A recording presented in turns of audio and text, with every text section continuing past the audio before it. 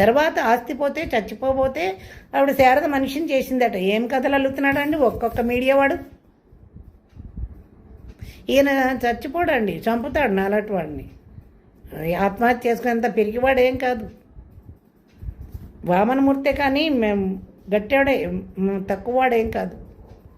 అయిపోయింది, కాలగమనంలో అయిపోయింది. తర్వాత గరికపాటి జూనియర్ కాలేజీ వీటన్నిటి కోసమని ఆస్తి ఉన్నది కాస్త హరించుకుపోయింది.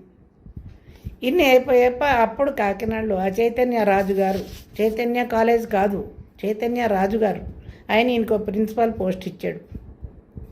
వెళ్ళేవాడు, డిగ్రీ కాలేజీకి వచ్చేవాడు. అప్పుడే నేను అవధానానికి కౌన్సిలింగ్ షురూ అయింది. అప్పుడే అవధానాలు మొదలుపెట్టింది కాకినాడలోనే. సమస్యాపూరణలు కూడా అక్కడే ఇస్తే అక్కడ ఆయన ఈ సమస్యాపూరణ వల్ల అపకీర్తి వస్తుందని వెళ్ళిపో అంటే గవర్నమెంట్ పోస్ట్ వచ్చింది. నన్ను వెళ్ళనిచ్చాడా? పిల్లల్ని తీసుకొని పోదును కదా. అప్పుడు వెళ్ళనివ్వలేదు. ఎక్కడికి పోతాను ఆలోచించాను. వీడికి 12 ఏళ్ళు, వీడికి 10 ఏళ్ళు వచ్చాయి. ఒక తల్లి తీసుకోకూడనటువంటి క్రూరమైన నిర్ణయాన్ని తీసుకున్నాను. 2 అక్కడ కారణాలు. పిల్లలు బాగుండాలి, నా బతుకు ఎట్లానూ పోయింది. పిల్లల్ని తీసుకుని నేను వెళ్ళి అంట్లతోమి పోషించలేను. అందువల్ల నాన్న దగ్గరే ఉండండి, అమ్మ చచ్చిపోయింది అనుకోండి అన్నాను. వాళ్ళకి నా పట్ల అసహ్యం కలగాలి, లేకపోతే నా ప్రేమని వాళ్ళు మర్చిపోలేరు, పిచ్చివాళ్ళు అవుతారు. నేను ఎలాగో ఇప్పటికీ పిచ్చిదాన్ని అనుకోండి పిల్లల విషయంలో. అందువల్ల వాళ్ళకి నేనేం చెప్పానంటే, నేను ఎవరినో పెళ్లి చేసుకుని పోతున్నా, మీ నాన్న దగ్గర మీరు ఉండండి అని నేను చెప్పి నేను ఒక సృష్టించుకున్నాను. నేను వెళ్ళాల్సినటువంటి వేని ఒకటి ఏర్పాటు చేసుకున్నాను. ఆ మార్గంలో పోయాను. 2వ కారణం ఏంటంటే, ఇన్ని సంవత్సరాలు నన్ను సుఖంగా ఉండనివ్వకుండా, బతకనివ్వకుండా నన్ను దగా చేసి ఇప్పుడు వెళ్ళిపో అని ఈ మనిషికి తగలాలనుకుని, ఫలానా ఆయన పిల్ల ఎవరితోట లేచిపోయింది అంటే కొంత అప్రదిష్ట మగాడికి.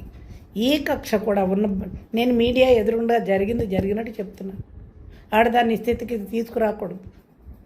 పిల్లలు బాగుండాలనుకున్నాను. నేను ఎవరినో పెళ్లి చేసుకుని పోతున్నాను రా అన్న.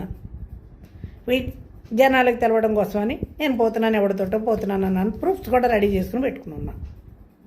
పిల్లలు మళ్ళీ నా కోసం జీవితంలో ఏడవద్దు, నా దగ్గరికి రావద్దు. వాళ్ళ బాగులు వాళ్ళు చూసుకుని వాళ్ళ బతకాలంతే.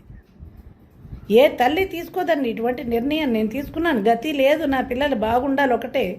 నా జీవితం తగలబెట్టి స్వార్థంలో బతికేస్తున్నాడు. అవధానాలు తన గొడవే, పిల్లల చదువులు చూడొద్దా?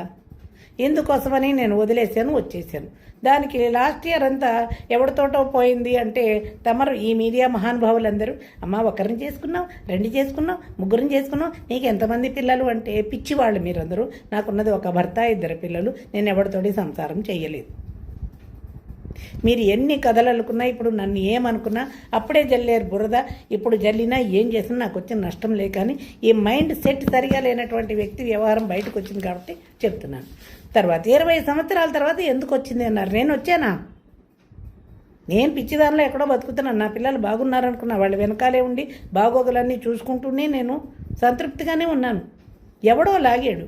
ఎందుకు? వీడి అహంకారం, వీడి పొగరికి, వీడిని దించడానికి. వీడి వీక్నెస్ ఏంటి అంటే, ఇన్స్టాగ్రామ్లో ఎవడో వీడి మొదటి పెళ్ళని 2వ పెళ్ళమని ఆ ఫోటోని శారదది పెట్టారు. అక్కడి నుంచి వాళ్ళు బయటికి లాగితే డబ్బుల కోసం వచ్చింది, పిల్లల కోసం వచ్చింది, ఎవడితోటో పోయింది అని క్లూ ఇచ్చింది ఈ పెద్ద మనిషి కాదు, ఈ కోడిగుడ్ల మాస్టర్.